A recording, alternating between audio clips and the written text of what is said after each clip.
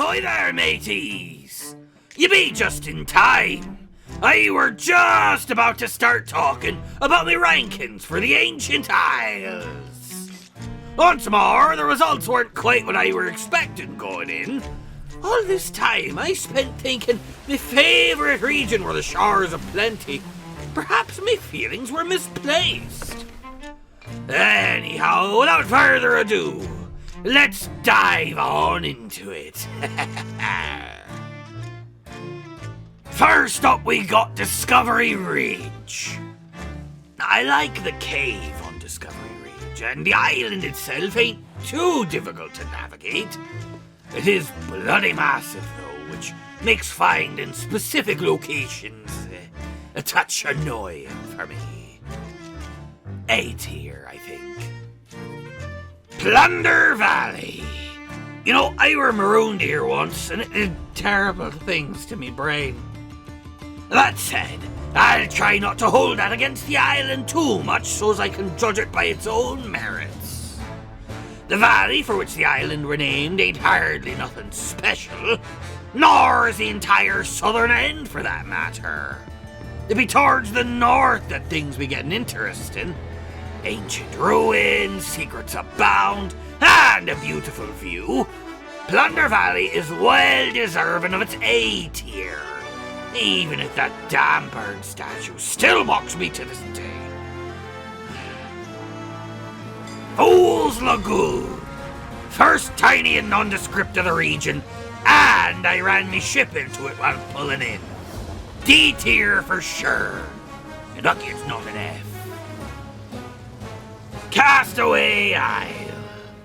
You know, this one were going to be tiny and nondescript number 2, but no. The ancient ruins here, little though they are, distinguish it enough to be interesting. C tier. Good on ye, Castaway Isle. Fort of the Damned. Simply adore the atmosphere, not to mention the fact that between performing the ritual and fighting the fate skellies, it's easily the most unique fort on the seas.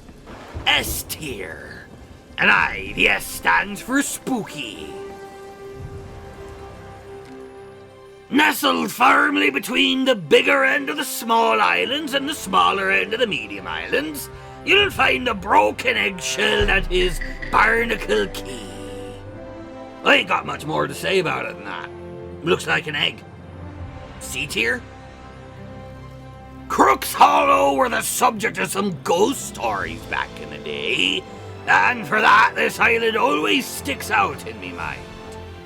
That and the fact that my voyages always seem to lead me here at some point or another. No, really, like, all of them. Is that just me?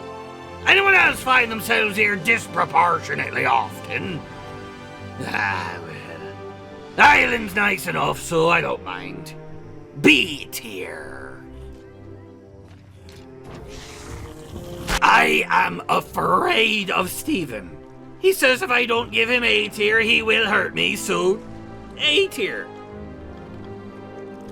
Snake Island be something of an odd case.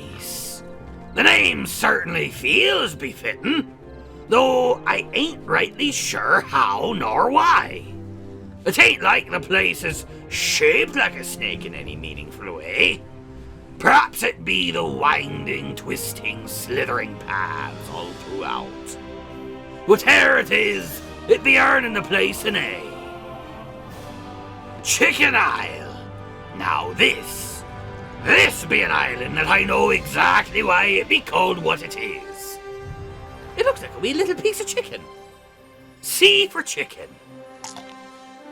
The finest trading post.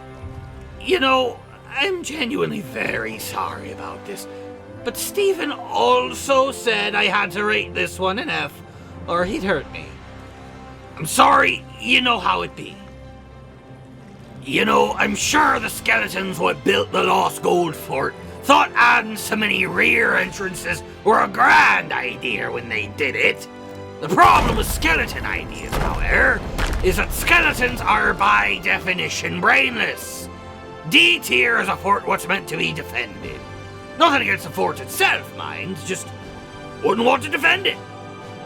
Paradise Spring is Chicken Isle 2, this time with a wee pond. C tier. Crow's Nest Fortress.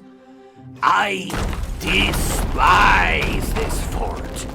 And really, it ain't nothing to do with the fort itself. It be the damnable Legends of the Sea marker up on that tower there.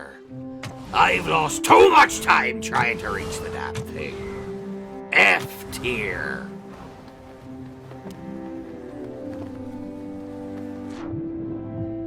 Cutlass Key, puny and indistinct, D tier.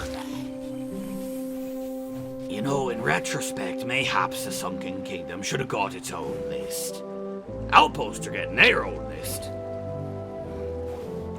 Anywho, the Shrine of Tribute is almost entirely flooded on the inside, but it manages to avoid being obnoxious by having a plethora of bubble coral and air pockets. Remember this for later. Aside from that, it be a shrine what truly rewards pirates who dare to explore. And for that, it be among the best of them. S tier. Old Salts are Toll.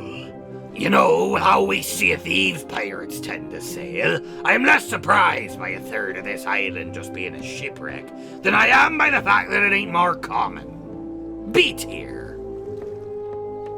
Ancient Gold Fortress. The overgrowth and utterly disheveled look be adding plenty of character to the sublimely simple layout of the sea forts as a whole. A tier.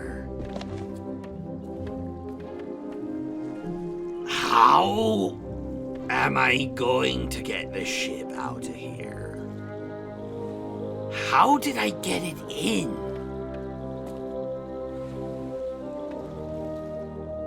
You know what? Remember how I were saying that Mermaid's Hideaway feels like half of an island? Lookout Point be the other half. Honestly, put the two of them together and you might have an S-tier island. Split like this, though, I'll give this one a B. Okay, don't make fun of the name. Don't make fun of the name. Do not poke fun at the name Booty Isle. Easily my third favorite type of booty on the seas. God damn it, C-tier. Old Brimstone Fortress might just be me favorite sea fort. The way the trees be growing through the stone fortifications speaks to me in a way I ain't quite know how to put to words. S-tier. I can appreciate the history surrounding Thieves Haven, seeing as it be the first island discovered on the Sea of Thieves. I've even heard it said that everything what be buried here were done so by the pirate lord himself. Be that the booty or the bodies. S-tier. The Shrine of Ancient Tears is another shrine what does a good job of rewarding them what put thought into plundering it. And beyond that, it rewards ye for exploring all of the shrines. And on top of that, it be the prettiest one to look at as well. In the Sunken Kingdom, the Shrine of Ancient Tears is king. S-tier. So, which rock did the mutiny anyway? Was it you? Or you? You look suspicious. Or perhaps you. Until I get a definitive answer, I'm assuming it's all of you and giving the island a D. In the same sort of way that Lookout Point feels like the back half of Mermaid's Hideaway, Devil's Ridge feels like Cannon Cove's twin sister. Same general idea, but prettier. Plus, it actually has a cannon. B tier. And with that, we've reached the end of the Ancient Isles. All things considered, I think it very well might surpass the Shores of Plenty for me favoured region. So long as we just be looking at the lists of cars. Suppose it just depends on the day, eh? Next time we'll be sailing on to the wilds, so be sure and keep a weathered eye out for that. And tell me what you think of me rankings so far. Wind in your sails, mateys, until we meet again.